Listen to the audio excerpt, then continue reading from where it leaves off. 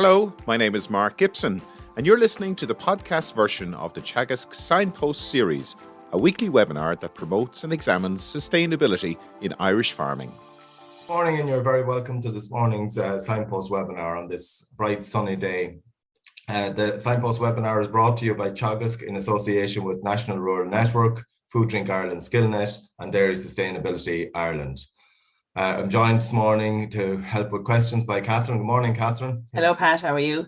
Also joined by Eamonn Meskell. Eamonn is Regional Manager with the National Parks and Wildlife Service, and he is also involved with managing the white-tailed eagle. Eamonn, you're very welcome, as is your companion there sitting on your shoulder. Thank you, Pat. Thank you, Catherine. Eamonn, you might give us an idea of the role you play in and the roles you take on in the National Parks and Wildlife Service. Okay, well, I'd be Regional Manager with the National Parks and Wildlife Service, and my office is in Neenah, County Tipperary. So I'd be managing a region from Waterford up to Tipperary, Limerick and East Cork. So we have many irons in the fire. I mean, we're involved in education, in project management for conservation projects, enforcement. We're also in an advisory capacity, and we have a heavy input into the planning regulations as well, particularly with regard to planning applications within Natura 2000 sites, and also indeed for farm management plans and all that as well within sites of nature conservation value.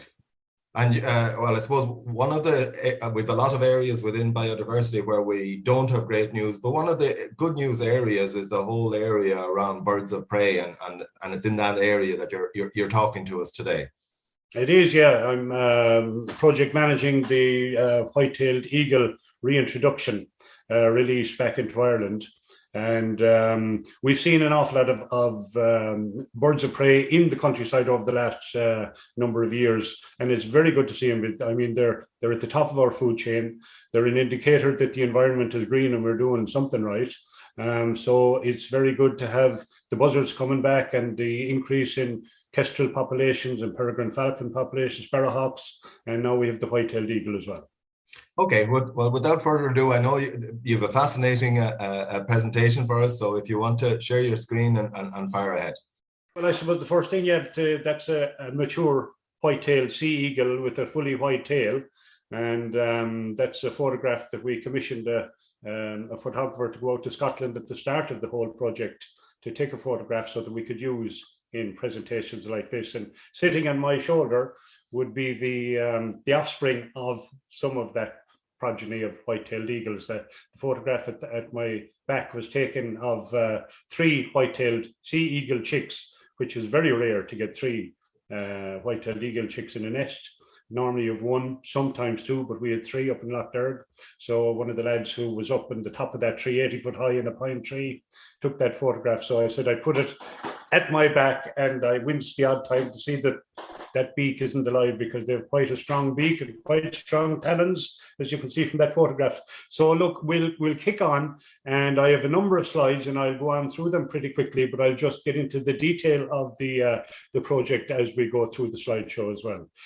So really, reintroduction of it's a key conservation tool, and we had a situation where our white-tailed eagles in the country, we had them in several sites along the seacoast, and they disappeared over the course of time. And in 1909, in up there near Bangor in North Donegal, was the last documented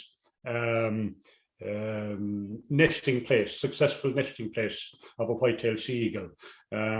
So look, I suppose the white-tailed sea eagle, it had been kind of declined to extinction. So we had it in our skies, we had it in our environment. It was a commonplace, it fitted into the niche, its own particular niche in the countryside, and through egg collection and through persecution, as you can see there, and other factors as well, the environment at the time, well, then the bird actually declined to extinction.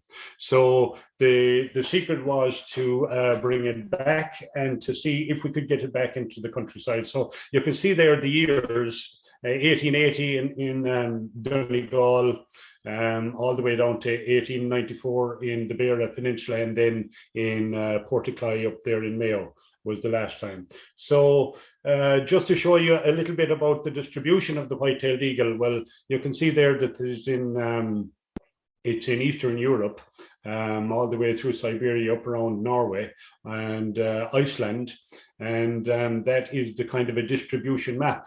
But recently there in Scotland, in 1975, the reintroduction project in the Isle of Rum. So that's been very successful, and it's a model that we kind of followed, but not 100% followed, because we had our own input, our ideas to put into place as well. So the white-tailed sea eagle, how did it come about? It came about in 2007. We introduced the white-tailed eagle chicks from Norway over a 5-year period. And 2012, the first breeding attempt was in the wild. 2013, the first fledging, which would be when an eagle flew off the nest in Loch Derg. And 2019, the first fledging of Irish bred parents, which was stage 4, I suppose, of the project, where you had Irish bred parents bred in a nest in Ireland, and they reared their own young. So where did the birds come from? They came from Norway, and we built up a strong relationship with the Norwegian authorities, NINA, the Conservation Research Group in Norway, with their Department of Directorate of Nature as well. So we built up that relationship, and each year for 5 or 6 years, we got 10 or 15 or 20 wild chicks from the white-tailed eagle nests in Norway. So that's the way they came in. And at the end of the whole process of that 5-6 year period, we had 100 white-tailed eagles in the country. So how we identified them by putting on different wing tags for each year, and just so that we could identify them as we go forward into the future. So essentially, that's the way a white-tailed eagle chick looked just before it was released into the wild. And it's got a satellite tag there in its back that we follow the telemetry of it, and it's also got the wing tags so that we can identify it from a distance with telescopes and binoculars, and so that people can identify them as well. And so a week before we release them, we put on all that paraphernalia on them. It doesn't affect them one way or the other, and they get used to it over the last week in the release cage, and then we open the gates and they fly out. So before we started the project, we had to comply with all these different regulations, and we just didn't decide that we were going to bring in white-tailed sea eagles to be a great idea. We had to do the research, we had to do the process of where we got to actually bring them in, and we had to do appropriate assessments under Article 6.3 of the EU Habitats Regulations 411, and we had to do a stage 1 assessment, which screened out any negative impacts that the white-tailed eagles would have on the immediate sites of their release and where we expected them to go. So we did that. So obviously, when we were able to screen them out after an in-depth study, well, then we didn't have to do a stage 2 screening under the habitats regulations. So where did it come from? Long before that, it was part of an Irish agreement in 1992 at the Article 8 and 9 of the Convention on Biological Diversity, which we became part of, that we would commit to restoring an extinct species back into our environment and see could we actually proceed with that. So a group got together, ourselves and the Golden Eagle Trust and others, and we decided that, yeah, look, it was a possibility, and we built up our relationships, and lo and behold, here in Norway, these are the lads who went out and collected the white-tailed eagle chicks from the nest, and they did all the biometrics. You can see there up in the top left-hand slide, and then they put them into kennels there in the back of that trailer, and we paid a cargo flight from Trondheim Airport, and all the kennels with the white-tailed eagle chicks were put in it and arrived in Farnham 4. So that was all so the young eagles, just a little bit about the eagles, they spend 5 years before they're actually mature. So it's a long drawn out process, and this is a critical period. We could lose a lot, and we did lose a lot in that 5-year period. The young eagles face a life or death struggle during the first winter is very critical. And if they make it through that, well, then the likelihood is, despite avian influenza or other factors, that they could live to between 20 and 30 years. The female normally lays 1 to 2 eggs in March, and the incubation takes 6 weeks, and the young leave the nest 10 to 12 leaks, and they're capable of taking care of themselves approximately 30 days after leaving the nest, but they will continue to beg for food for months. So all that, we had to build out all of that information into our memory bank when we were thinking about reintroduction, and all that has actually taken place. So we got the white-tailed eagles in, and I'll show you a clip of where they're kept and the type of release cages, 4 meter square release cages, as we go through the show. But the white-tailed eagle dispersal and monitoring, we just don't get them in. We get them in, we keep them in release cages for 5 weeks, and when they have their flight feathers, well, then we open the release cages and let them out and give them some supplementary feeding afterwards. And they're the one of the white-tailed eagle chicks flying from the nest. So we research and monitor them after. We follow them around with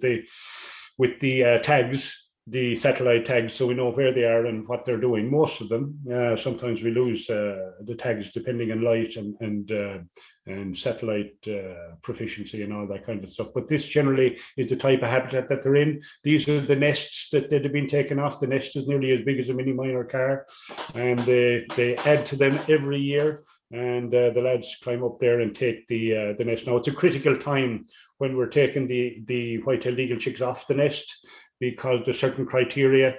The Norwegians don't take any more than one eagle from a nest at a time, and only a nest that has 2 chicks.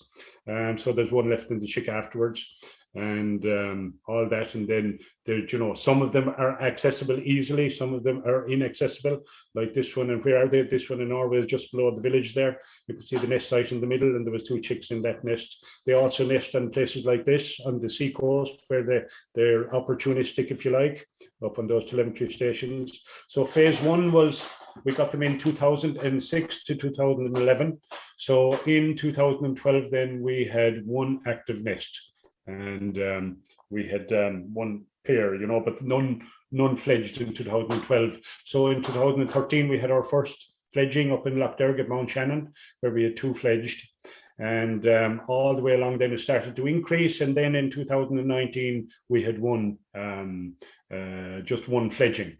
And 2018 we'd 4, and I'll explain the reasons for this afterwards. So that was it. So this was our population white-tailed sea eagle growth between 2007 and 2019, and you can see the lines there. I mean, it kind of flat lines above after 2017, and that's a kind of a semi-accurate reflection. I'd say the true line would be between the yellow line and the orange line, where we possibly had something like 40 chicks or 40 white-tailed eagles in the country. And this would have been a mixture of released birds and white-tailed eagles that were bred in the wild, naturally. So at 2019, we realized, look, we were getting somewhere in the region of 7 to 8 breeding pairs every year. They were being successful and unsuccessful, so it needed a kick, and I'll talk about that in a minute. That's why phase 2 reintroduction came into being for the last 2 years. So really, we lost a number of white-tailed eagles through, you can see poisoning there is a big one. Shooting, we had a number shot, turbine strikes, power line collisions. Intra-conflict would be where white-tailed eagles actually kill each other during the mating season. Starvation, avian flu is coming into play, and then unknowns. So you can see there in 2012, we lost a good 5 birds, 5 white-tailed eagles, and all that. So it is, I mean, we go out and we collect the birds and we send them into the RVL, the regional veterinary laboratory, and we try and find out how and why they died. So we x-ray, the first thing we do is we x-ray them. You can see there where there's gunshot, there's about 7 pellets in that white-tailed eagle, but something, I don't think that's what killed that particular white-tailed eagle. I think it was other factors, because they are a big bird and they can take quite an impact. And so there was no killing blow, there was no organ damage in that, but we do have shootings, and we did have one situation in Tipperary where we had 50 pellets in a dead white-tailed eagle, but we've only had 2 or 3 that were shot, and you saw the graphs there. So this is the kind of a spread of poisonings. In the early days were those black spots, and then shootings are up there in Tipperary, and a little bit further north, and unknowns then out in the Everett Peninsula and things like that. But the poisoning factor was really dealt with very well. We worked with the farming organisations, the IFA, and the local stakeholders, and eventually, I suppose, what we've come around to now is that since 2015, we haven't had a poisoning of a white-tailed sea eagle. So that certainly is a positive state. We did have mortality factors in turbine strikes, and the turbine strike just chops the wing, chops the bird, kills it stone dead. And you'd imagine when you see a turbine that it doesn't have an impact. Well, it does. Here in Norway, in Småland, they had 40 deaths because there was a wind turbine put up between a roosting station, which was an island, and a breeding area, which was 10 miles away. So the birds flying between one or the other. Intraspecific conflict. I mean, I've seen white-tailed eagles chasing each other and fighting each other. It's a messy business, and it's out there to the laws of the jungle. So they do kill, and they do kill fairly comprehensively when they want to.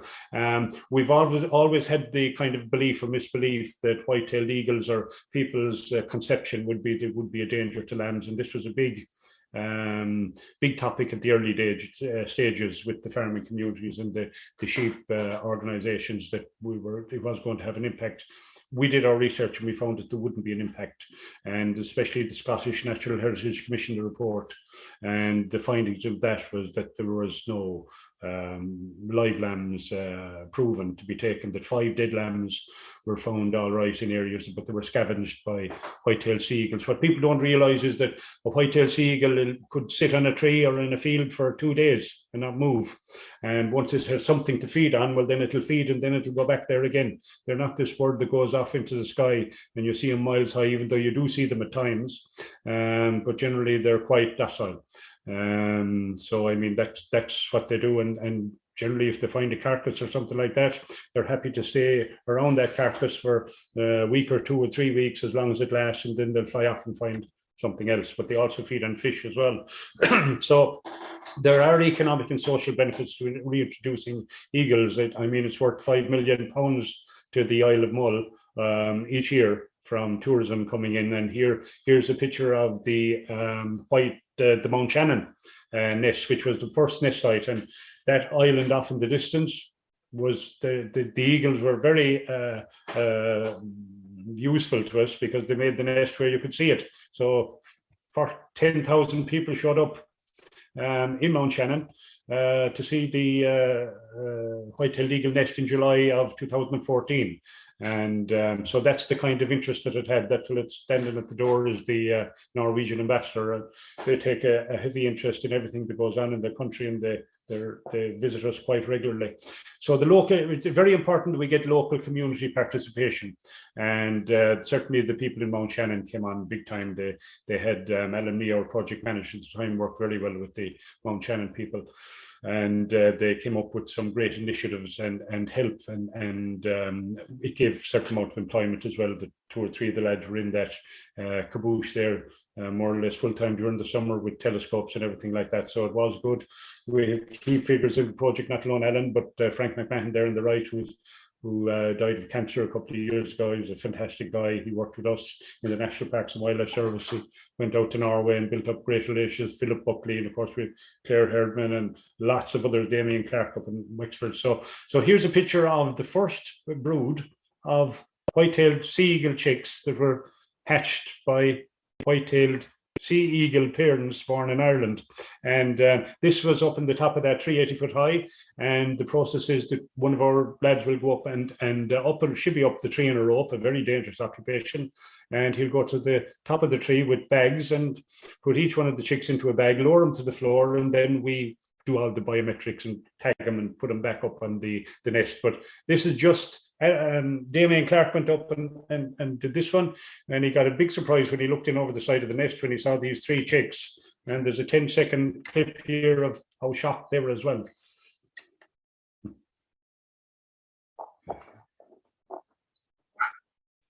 So it's very rare that you actually get that happening, because in Norway, even the percentage is so low that you get 2 chicks or 1 chick to a nest. So it just shows you how friendly and acceptable and good the habitats that we have are for the white-tailed eagles. in Lough Derg in particular. So courtship happens around January and February, and then the chicks are born around St. Patrick's Day, and that they're the ones in our wild, and what we do is we get the wild eagle chicks from Norway. They come in from Trondheim, and we have volunteers there that carry the eagles in, and you've got to be very careful and know what you're doing, because those talons can stick into you. But almost immediately on arrival into Farranfore Airport, we have them in our release cages within a couple of hours, and they feed more or less that evening. So it's very successful. Getting at those nests can be very difficult, and the timing is crucial. If you're there too early, in other words, if the eagle chicks are too young, well, then you can't take them to put the tags on them and to put the satellite tags, because the downy feathers, they're too young and it'll hurt the skin. So if you're too late, of course, they do what they call branching. They walk out on the branches of the trees and you can't get at them. So you have to time it down to the day, actually. And your criteria for selection, then, you have to go up and take, and you can only take a chick off a nest that has 2 or more birds in it. So the biometrics is very important. We were able to sex them and age them and take their weight and where they're from, and a little DNA sample and all that. So that's very important as well. So this is the first white-tailed eagle chick nest. The story of Eagle Bee is very good. Bernardine, we called it, actually. This was 2 years ago in Lough Derg, and one of the most aggressive white-tailed eagle chicks that we've ever come across. She was the boss, and she led. When we're feeding them for the 5 weeks in the cages, they don't see us, but we watch them through little keyholes, and boy, was she strong. So we let them out anyway, and this is their first flight, or her first flight, off onto the shores of Lough Derg. Within 2 days, you can see the line of telemetry there that gave us the line of where she actually flew to, and then she came back to Lough Derg. 2 months later, Bee was up in Scotland. She flew up and stayed up in County Antrim for about 3 or 4 days, and then flew over to Scotland, stayed there for 6 months, and then came back down, returned back to Ireland, and now she's hooked up with a male who lost its mate in Mount Shannon. Too young to breed, but maybe next year would be her first attempt. They built a nest this year. So that's the story. And that's what happened to a couple of this bird, this white-tailed eagle chick in Argyll, who's breeding for the last 5 years up there, was an eagle chick that we brought up from Norway and reared, and she flew off and made a mate in Scotland. But we're hoping that some of them will come back with eagle chicks from Scotland. So this is kind of dispersal. The range is very important of white-tailed sea eagles when we let them out. I mean, the practice is when we let them out, they travel the country. And they get to know the sites, they get to know the other places where sea eagles are, and then they settle there. You see the slide there on the right-hand side. That's where they settle down eventually in their own kind of a place where they have a range of maybe 1.3 or 2 kilometers that they stick with most of the time. So they do fly far, and so they do come back anyway. So the milestones today: the first pair bred in 2012, the first pair fledged in 2013, and the first Irish bred recruited to the breeding population of the wild was in 2020. So it's a long process. It doesn't happen today or tomorrow. 8 to 10 pairs are now breeding annually, with 34 young fledged to date. And you can see there in 2019, in the yellow line, we had 1 fledgling. A lot of that was due to in 2018 as well, we had 3. Is it 3, 4? But a lot of that was, even though we had 8 or 9 with nests, the storms came at the wrong time. And in one particular instance, just when the eggs were laid, we found one of the white-tailed eagle females dead on the nest. And when we tested it, it was avian influenza. So a couple of things like that are critical. And that's why we needed a phase 2 introduction, because it was just getting a little bit static. So already the introduction is working, because we've that one up in Mount Shannon, and we have 2 up in one of the lakes in the Midlands as well, forming a territorial pair. So are some regions more successful than others? Yes. We have 74 nesting attempts, with 12 of them in Lough Derg. But even though it's only 12 out of 74, we have nearly more than half of the success rate in Lough Derg than we have in all of the other nest sites. So the inland waterways seem to be far more suitable, even though we have a fantastic coastline and they will reap benefits and fruit in the future. So that's kind of that's the battle. It's 54 nesting attempts in freshwater as compared to 24 marine sites. So we are an ideal country for them, for the white-tailed eagle, and we have both inland waterways, rivers and sea. And I suppose the white-tailed eagles, they feed on the sea, dead seals and all this kind of thing, but they'll also feed on shallow swimming fish like mackerel and herring. And in inland, then we get the eagles feeding on pike. And after the spawning season for salmon, we'll say in wintertime, 100% of those salmon die, or 98%, they'll feed on the carcasses of the salmon that spawn, and the same with lamprey in the summertime. So there's an all-round, all year round availability of food. So this is kind of where we recovered the dead birds. That's the benefit of having the satellite tags on them.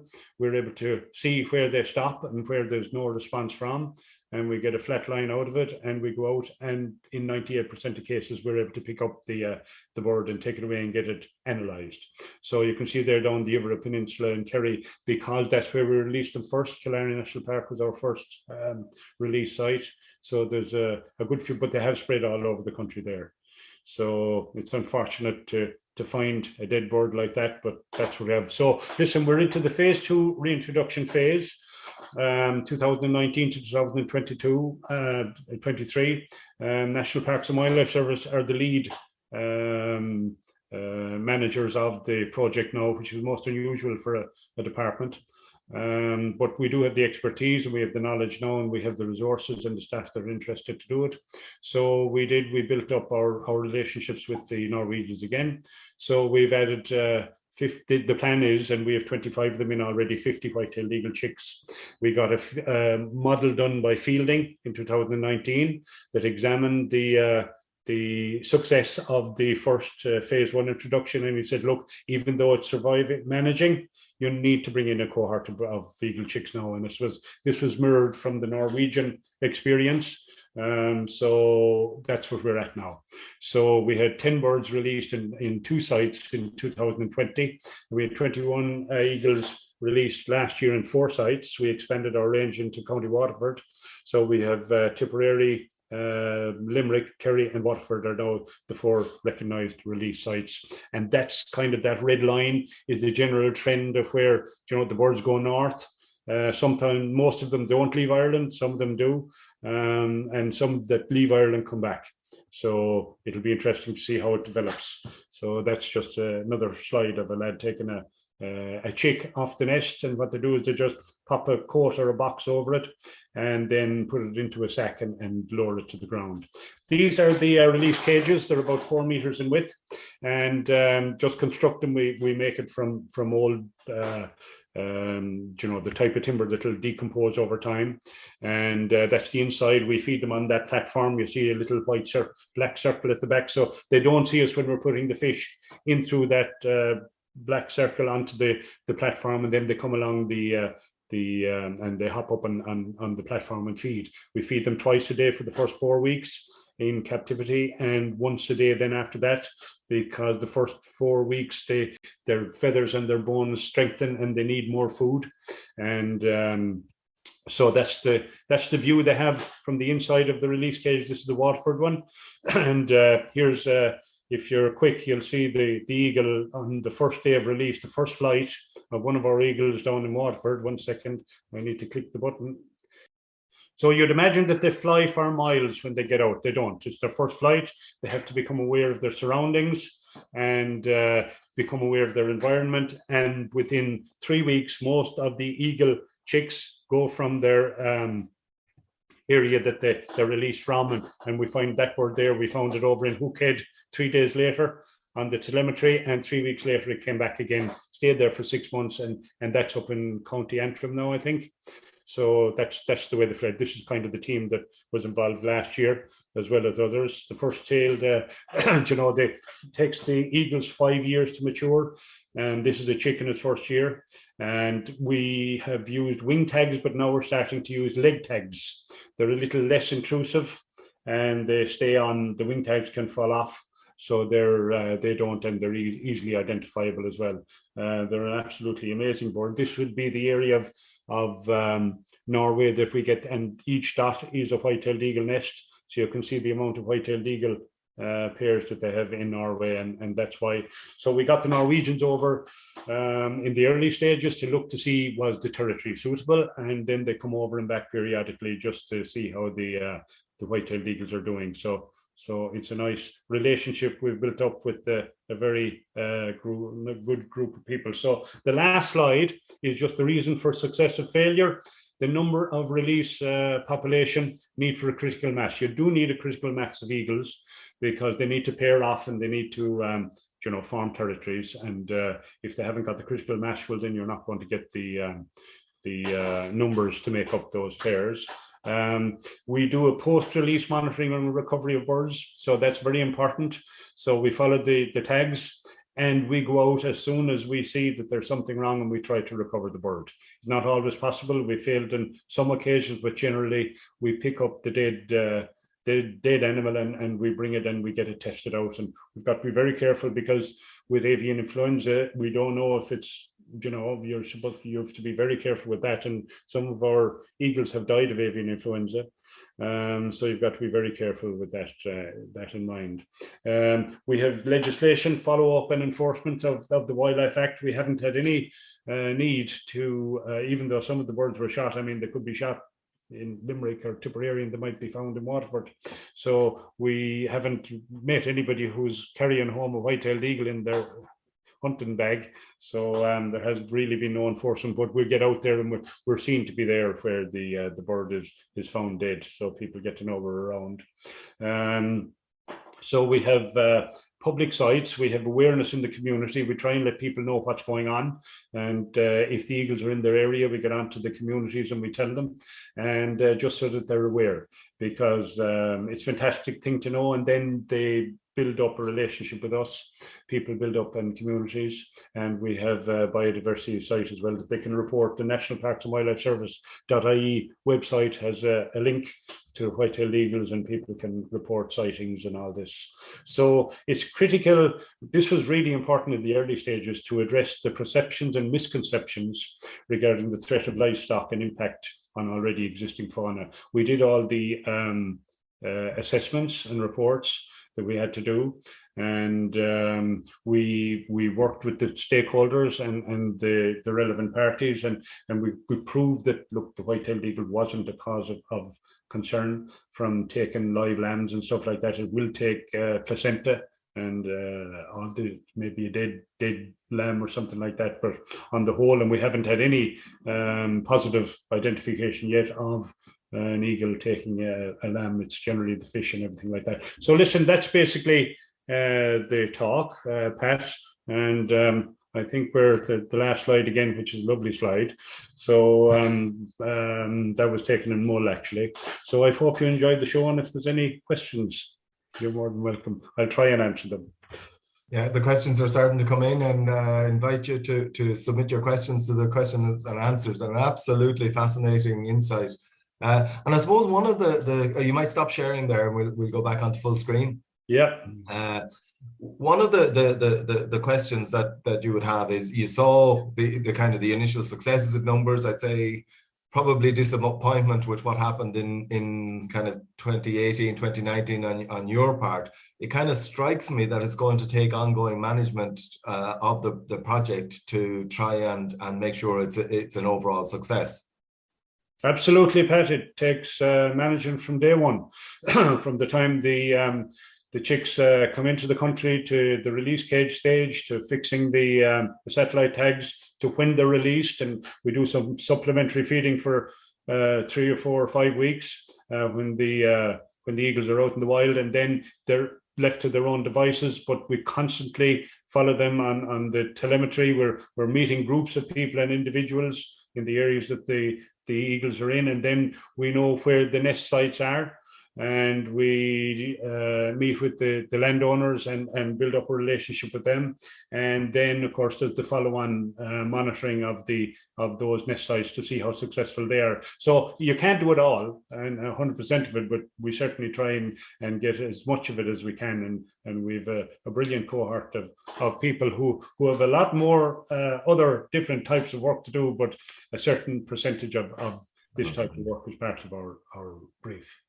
A question there in relation to, I suppose, a reasonable number coming in, and does that provide enough genetic diversity for a sustainable population? It does. I mean, Norway is a big country. We do it from Flatanger right up in the north, which is up in the Arctic Circle. We get eagles from there all the way down to Trondheim, which is, a massive area. So the DNA profile is very large, and we don't have any difficulty with that. And then that's all part of the management. When those eagle chicks come in, well, then we send birds from Frøya to, we'll say, the Killarney release cage 1 year, and Hitra another year to Killarney. So we mix and match. And we also have to match up the male and female ratio to see, because they're quite, from an early age, to start building relationships, as in after the first year.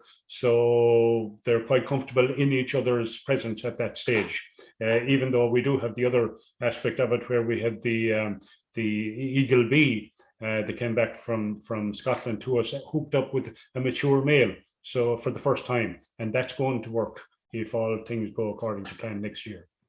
And I suppose there's a question there in terms of the adequacy of food sources, given, I suppose, less biodiversity out there than there would have been maybe a couple of centuries ago. Is that a major concern, or is there enough food out there to sustain the populations? Well, we've had some eagles that we couldn't identify the actual cause of death. But the food crop and the stomach were empty in a couple of them. But generally, no, it's not a factor. And we've watched the eagles now on the nest sites.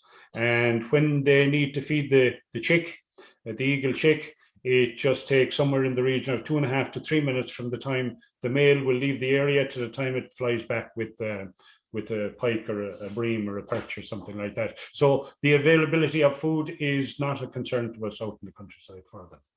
Okay, Catherine, loads of questions starting to come in. Loads of very interesting questions, and one following on from about the food there. Does the project collect the prey remains from the nest to look at the diet? We do. We collect all that. That's part of the research when the lads go up to take the white-tailed eagle chicks from the nest for the biometrics and the fitting of the tags. We do a collection. In actual fact, in that nest up in Tipperary, there was a head of a pike, and it must have been about 8 or 9 pounds. Now you have to realize that they're big, strong eagles, but there's only a certain weight that they can carry. So that was a big pike for that eagle to carry back to the nest. And is it generally fish, or what other? Generally fish. That's What are the risks to nests with tree felling? Is there a seasonal period? And if the nest is lost, will they build a new nest? Well, it's funny that they're amazing the way they go about it, actually.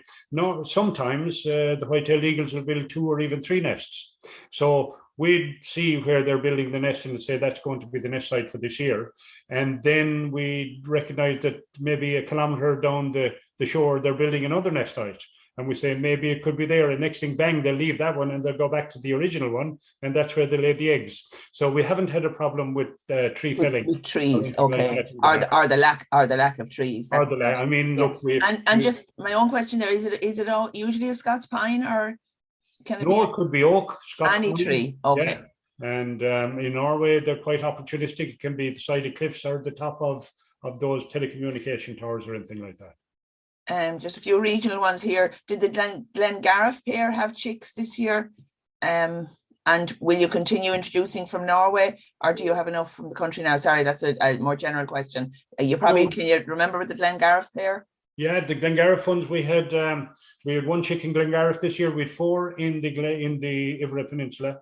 We have one in Lochderg, one successful nest site, and one in Killarney National Park. So we have seven chicks ready to fledge this year, which is very good. Brilliant. From that content, but we do, the nest that we had in Glengarriff that we had the camera on, that people could hook into and see the actual happenings in the nest. That nest failed last year, so it didn't go back to it this year, but they built another nest.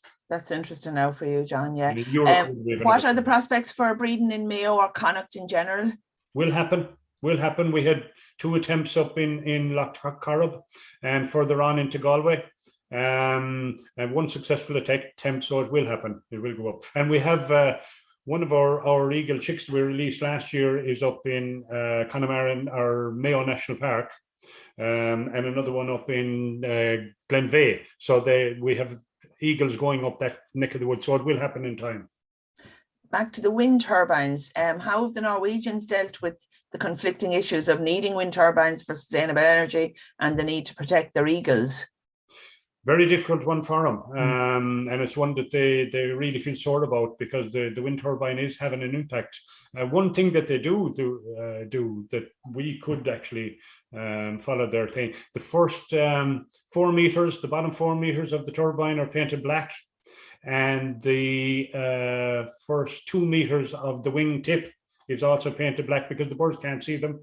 But when they're black and going around, well, then evidently they can recognize there's something there. So that even small little features like that could be a help, but it is going to be a factor. We are going to have kills, and we have them with we have kestrels, sparrowhawks, the whole lot as well. But look, it's a case of having enough out there to sustain those happenings. And I presume the example you gave there was where the wind turbine was right in the wrong place. So I suppose it would have been, yeah. I mean, there's assessments and everything done from the point of view before the turbines go up. Is it a corridor? Is it a migration route for birds and everything like that? But eagles just go where they please. Mm-hmm. Yeah. How do you explain the success of the increase in the buzzard population? The buzzard population. Well, it's easy to explain the success of it. That we have the habitat and we have the food for them. What's most unusual about it is that up to 15 years ago, we didn't have any buzzards in the country, really. We had a population in Antrim and a population in Wales. And slowly but surely, the Antrim population came south and the Welsh population came west. And all of a sudden, we have a large number of breeding buzzards in the country, which is great for our environment, really. And the habitat that wasn't there before, or is it that they didn't? What habitat are we talking about there? The habitat would be just the hedgerows and the fields and the that were always there. That were always there, but we just didn't have them. The same as the woodpecker. The woodpecker's over here now as well. And I suppose in tandem with this white-tailed eagle project, we have the red kite and the golden eagle project as well, which is also successful, especially the red kite one. And Lachlan O'Toole is doing great work up there with the golden eagle one in Donegal, and Damien Clark in Wicklow with the kite.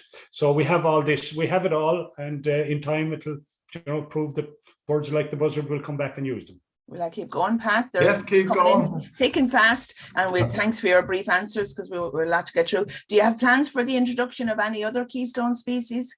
No, we don't, even though we're a consignatory or a signee of the the Convention of Biodiversity.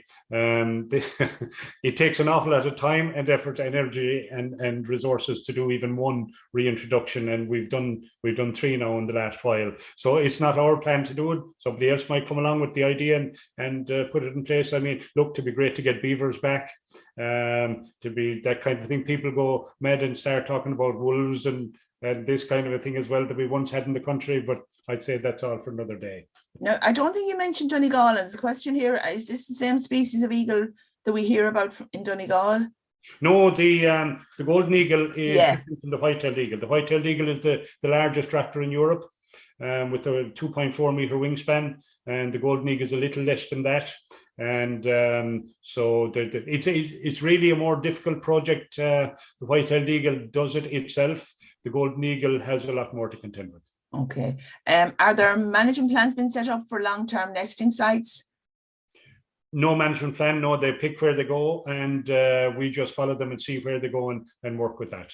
And the question about reporting public sightings, I think you mentioned that there is a website for that, public sighting of the leg bandings.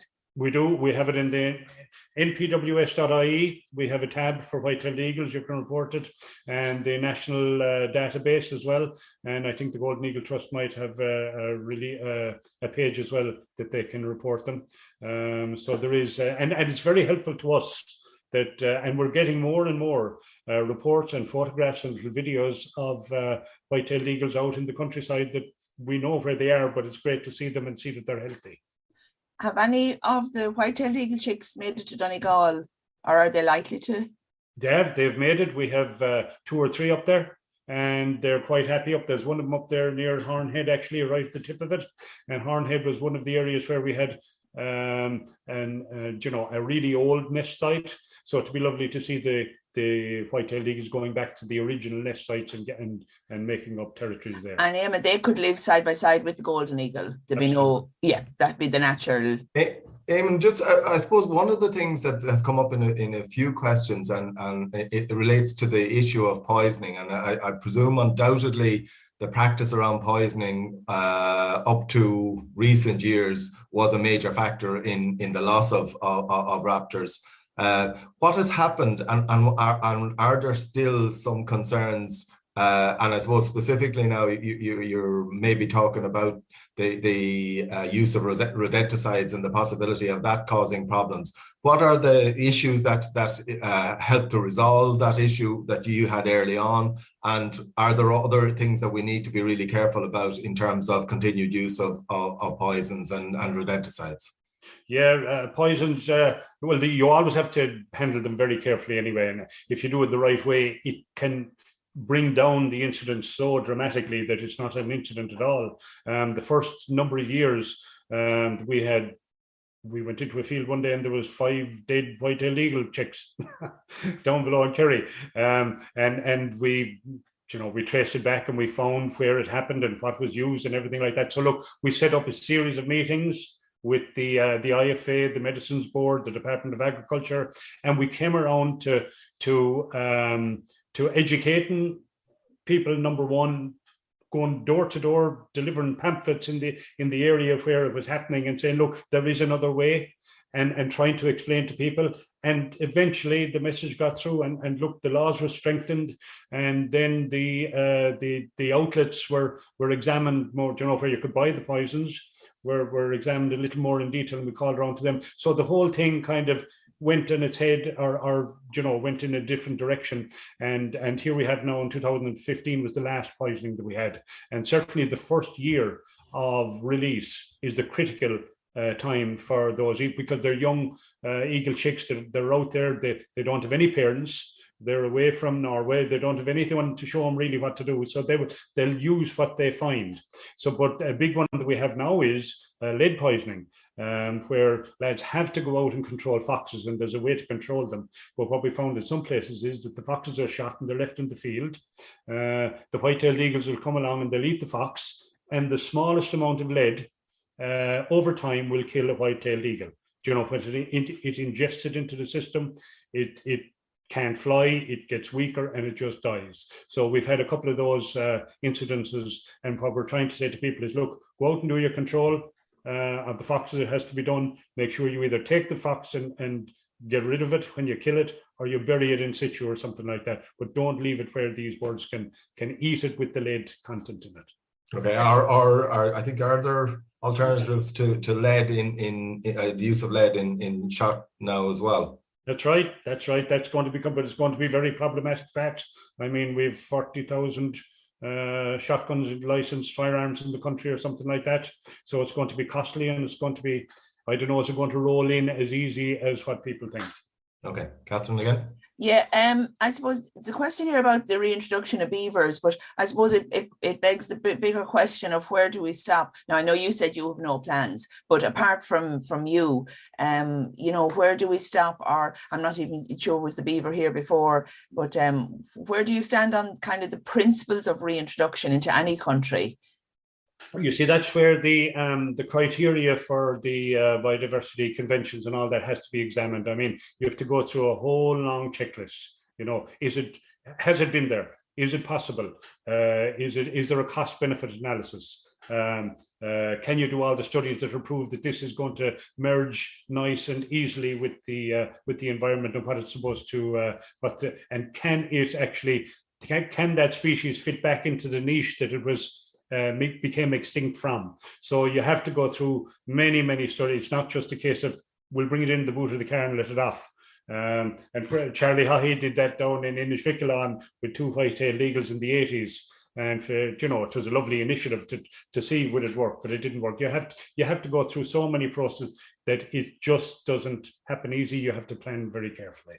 And I'm not sure if and I'm not sure, but I don't think the beaver is a native to was ever here. Do you know? I think it was actually. Okay. I think it was, and something from the point of view, if you could put a beaver in the right place, well then the flood waters are coming all now at the one time. They're flushing into the system when the water levels are going down. And then you have the problems that places get flooded. The beavers build these dams and they stop the water going back and it leaks through, So from that perspective, it could be a help. I'm not saying it would be, but certainly where you've seen it in the osier beds in Devon and all these places in England where they build Sally hedgerows and all this to hold the water, it seeps through it. These are the areas where the beaver is there and he's not doing any harm to anything. But again, you'd be a little bit of land, which would be wetland anyway. So maybe it could be a consideration. I don't know. But again, you'd have to be assured that any species was here originally. That would be kind of a starting point, wouldn't it? Absolutely. Yeah, okay. And anyway, the specific question was, do we have sufficient habitat for beavers, or do we need to start by funding landowners to leave riparian wooded buffer zones along our farm drains and streams in advance of any reintroduction process? And I suppose I can answer that myself, and Pat can answer that from the other angle, that we would love that anyway, apart from the beaver. But I presume more habitat, and maybe it's a more general question, Eamonn, from what linking back to the work that we do. I presume you were happy that we're encouraging more habitat on farm in general of all types. Absolutely, we are, of course, and that's happening every day. And I suppose to answer, do we have enough wetlands and stuff like that? Look, generally Ireland is a wet country, and we have those wetlands. That's why so many drains were widened and rivers deepened over the past 200 years. So we would have that kind of a habitat there all the time, but our habitats are healthy. Even though a study that we've done for the EU and our SAC saying that they say that a lot of them are not in the state that they should be. So we have to be charged with the responsibility now, and we are being charged with the responsibility of trying to get those habitats up to the standard that they should be as well. And Colin, we have a nice question here that's again relevant to our agricultural advisors and people listening. Are there online materials available or opportunities for more awareness campaigns for farmers to show that the birds aren't as much of a concern as people think? Absolutely. I mean, they can look, our numbers are on the website, and they can ring any one of us at any time. They can ring me anytime, and what we can do is assure them of the situation. Or if they have any concerns, we can try and address them. Okay, and I just come back to the shooting. Not supposed to shoot a fox with a shotgun, only with a rifle. Somebody made a comment there. I think they've done them both anyway. Not supposed to do it. The fox are vermin, you say, so they're not on any shooting list or open seasons order. Okay, Pat, have you any other one while I look? No, I think Eamonn, you're fairly efficient in terms of dealing with questions. I think one of the things that I suppose we haven't said that are coming through in the questions or comments, positive, is just the positivity about it. Kind of comments like, thank you, it's absolutely fascinating, and just thanks for a wonderful presentation on this issue. And I suppose in the context of problems with biodiversity in so many areas, it's great to have a good news story as well. It is, Pat, and sorry, Catherine, we found it very encouraging during the period of COVID that we started the reintroduction phase 2, and I think it lifted the country to see that things could happen, that you could get eagle chicks in from Norway during the COVID and the second year and manage the project. So it was something different as well. So one last one, Pat, there. Do you think, and with your crystal ball, do you think we'll need to introduce more, or do you think we what's your thoughts and hopes? Well, what we're doing is we've got Fielding to do a modelling for us in 2019, and from his modelling we were able to see that we needed some more wild-tailed eagle chicks coming in.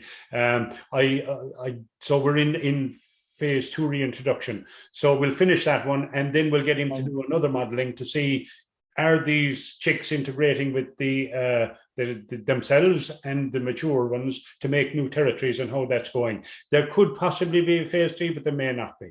The hope would be the end of it.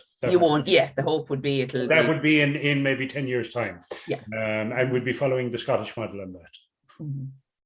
Okay. I say thank you very much for that, Eamonn. Really fascinating, and I suppose it's just one part of the really important work that's been done out there by the National Parks and Wildlife Service, which I think is of benefit to all citizens of Ireland. So thanks again for your work. Thank you, Pat, and thank Catherine and Yvonne yesterday for her help, and Andy for asking me to get involved with this talk series. Well, you might find yourself back again. Okay, just a couple of things. You thanked Yvonne and the ever-present Yvonne and Andy as the production team. The faces on the front here can change a little bit, but Andy and Yvonne are there the whole time doing the hard work in relation to this series. So thanks very much to them. Next week, we'll have Tom Houlihan talking about the benefits of incorporating trees into the farm in various ways, from I suppose copses of trees to individual trees to the incorporation of forestry. So without further ado, I'll say thanks to Catherine, thanks to Eamonn, and hopefully we'll see you again next week. You've been listening to the podcast version of the Teagasc Signpost Series, the weekly webinar that promotes and examines sustainability in Irish farming. Don't forget to join us live every Friday morning for our latest webinar. For more, visit teagasc.ie. And you can also rate, review, and subscribe to the Signpost Series on Apple Podcasts, Spotify, or wherever you get your podcasts from. I'm Mark Gibson, and thanks for listening.